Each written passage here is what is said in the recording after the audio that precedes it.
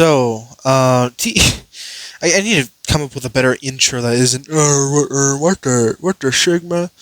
Anyways, TPOT 23 came out today, and I wanted to make a video trying to go over all the teasers, but as soon as I made a poll, literally the TPOT 23 was announced to come out today. So, yay! That's fun. But I did really enjoy it, and I will read out my community post that I made earlier as soon as I finished watching it for the first time, and then I'll go ahead and get more in-depth thoughts. Quick TPOT 23 review because I had planned to make a whole video about this. Pray I stick to actually making the video. Well, now it genuinely is peak. Like, oh my goodness, it is the most 10 out of 10 thing I've ever watched from the show. Even more peak than BFB 20. Lazy Map lore tribute. BFB 20 was my first episode I actually watched that got me into BFDI. My only issue is that since all of the contestants are all over the place, from like some points in TPOT 22 and 21, it's a little all over the place and difficult to keep track of everyone, know where everyone is. But that's honestly the worst part of the episode. It's not even that bad. It's just more of a skill issue in the end. Anyways, that's it. Go watch the episode when you get time. It is peak. I'm going to waste my life away on doors again. So, I rewatched the episode again, like a couple of minutes before watching this, and it's still a good episode. I really don't think the episode really falters on anything. Like, again, as I said in the review, the worst part of the episode is that it's hard to keep track of every character because there's so many characters doing different things, and then there's some of the characters who are dying. It's confusing, but that's more of a me issue, and I don't even think that's a bad part of the episode in general. The episode genuinely made me laugh, and I think there is so much potential with it. Honestly, I'm excited to see what TPOT 24 is. There was really good episodes, like the whole Marker song about Black Hole, basically just being like a little montage of everything. Honestly, that was a solid part of the episode, as well as the montage of everything these guys found while they were going through space. Again, these are all good really parts of the episode, and again, the only part it feels slower is the beginning. But that's not even the fault. They're just trying to do all the stuff like give the exposition and then also give the exposition to the other characters so they're all caught up, and then do the cake at stake. And yeah, that's really all it is. I don't really have much to say about the eliminations since they're okay. I don't know. I like Book, but I feel like Lie or Winner shouldn't have stayed.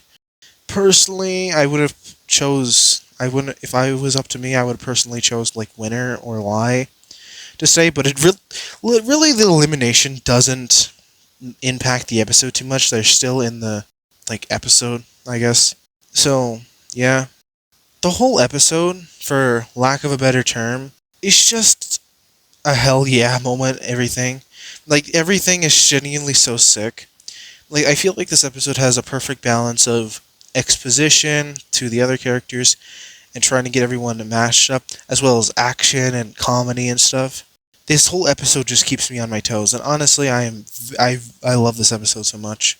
Now, if I had to make a prediction for next episode, at the end of the episode when Balloony, Announcer, and the other Algebrailians, they go into the rift, I'm thinking they could go to BFDIE. I don't know every little thing Michael and Carrie say. I've heard people say, oh, they probably wouldn't because BFDIE is like a next season.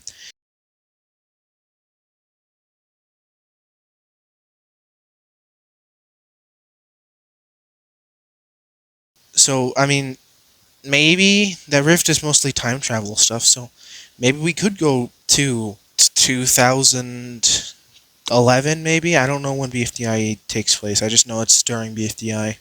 Okay, I was going to discuss this in my TPOT 20 review, but honestly, I don't even know if I want to make that video anymore, so I'm just going to say it here. The biggest plot hole in all of BFDI that genuinely has been bothering me is that during the whole 16 years, couldn't 4 just have killed 3 and then recovered her? Because before someone's like, oh, well, maybe you can recover algebra aliens, there are multiple clips of 4 recovering X in BFB. There's like, 4's like, I'm gonna despawn X, and then just kills X off screen and then recovers them. So it's like, it doesn't, there's not really a really good reason why he couldn't do that. Or especially just take the power really quickly, kill her, and then recover her. Maybe, I don't know. It's really weird to me, but I honestly do really like how she is immediately hostile towards everyone else, because it's like, as 3 says, last time anything had to do with 3, they died, and 1 just kind of was evil. So I guess that makes sense. I understand why. I don't know. I'm sorry if this video's all over the place. There's just so much to talk about in so little time. But this episode is genuinely super good. And I'm excited to see what TPOT 24 and TPOT 25 have in store.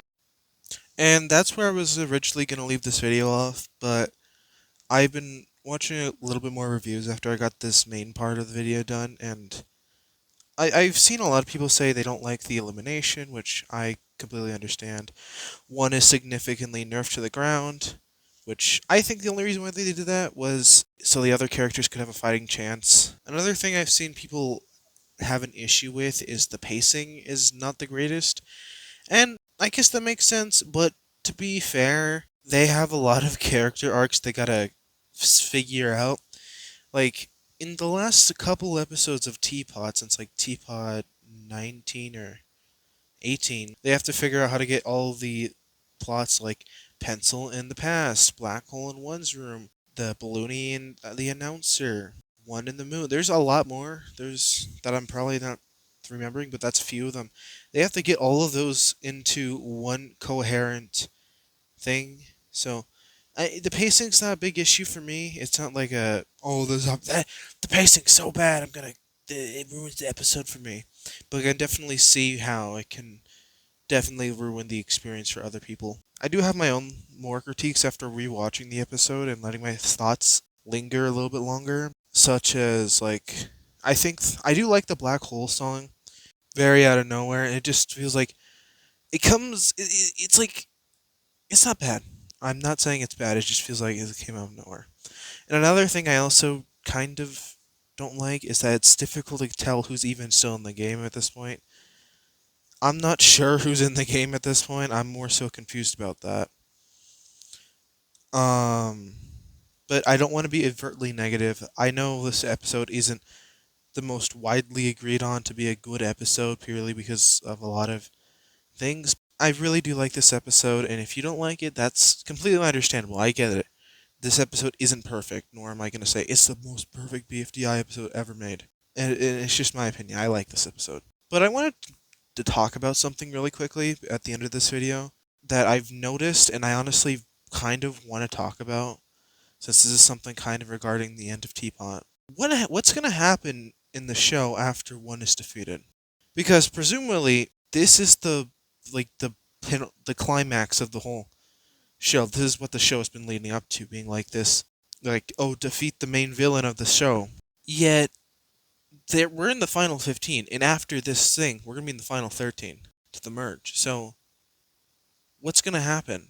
Is it still gonna be like we're gonna be back? Is it gonna be like a fake out defeat by 1, and we're gonna go back to where we were just at, like at the beginning of the show, or Teapot 9, or whenever 1 was introduced?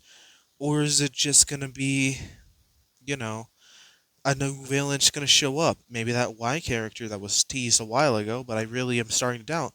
That was that was nothing more than the J&J social media manager trolling with everyone. I'm more than willing to admit that now. Or is 3 gonna become the main villain? Because there's no other person with more power. I mean, unless 3 takes over, I really don't want 1 to be defeated, because I do not see any realistic way how this can continue and work with like a narrative choice, a narrative thing, if 1's still not the villain. Because I think her thing is more deserved than 3. Unless they're just gonna like change it to B3. I don't know. I'm more so just wondering how that's gonna work. But yeah, but and then here's another thing that also I thought about the other day. That's kind of at the end of the show. When Teapot's over, what's gonna happen to the Algebralians? Because in canon, they're too dangerous to keep around since one of the Algebralians literally almost ended the world. I think she did at this point, since Earth is like 20 miles, 2,000 miles away from Earth. It's probably more, but I'm just saying stuff at this point. But then in a real life perspective, they are like some of the most fan favorite characters. Hell, they're my favorite characters. Just look at my Instagram. You can see half of it's Algebralians, and I didn't even know I drew them that much. I'll be honest with you. So, I don't know. I think they probably will stay around, but without the power. But who knows at this point? I don't know. Anyways, that's all. That's my final thoughts on the episode. I liked it. I know it's not a perfect episode, but it still is very charming and very exciting. And I don't really have anything else to say. Anyways, that's it. Thank you guys for watching. Yeah. Okay. Bye.